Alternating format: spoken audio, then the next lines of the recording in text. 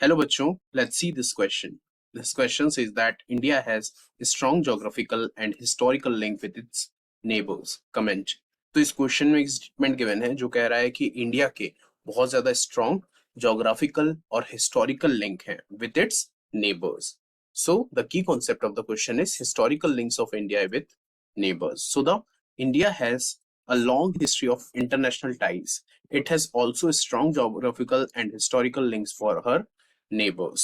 So India की history की बात करें तो एंशियंट से लेके मेडिवल से लेके मॉडर्न हिस्ट्री हर वक्त पे इंडिया के रिलेशंस अपने नेबर्स के साथ बहुत स्ट्रांग रहे हैं. So this can be justified from the points below. So the first point, the various passes across the Himalayas have provided gateways to many ancient travelers.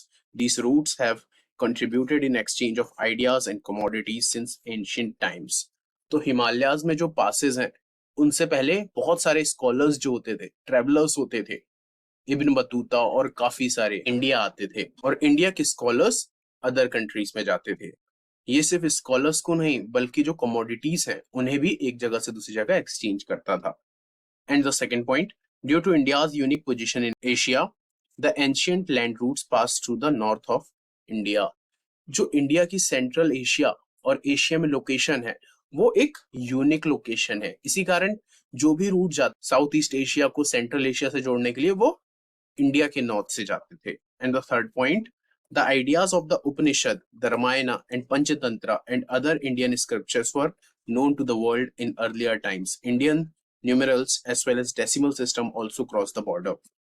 जो उपनिषद थे उन्हें इंडिया में लिखा गया, जो रामायण थी वो इंडिया में लिखी गई, जो पंचतंत्र थे वो इंडिया में लिखे गए और ऐसे काफी सारे इंडियन स्क्रिप्चर्स हैं उनका नॉलेज एंशियंट टाइम के वक्त से अदर कंट्रीज में था और ये इसी कारण पॉसिबल हुआ because of the India's link. And the fourth point, Greeks enriched the Indian culture with their contribution in the field of architecture, science, etc.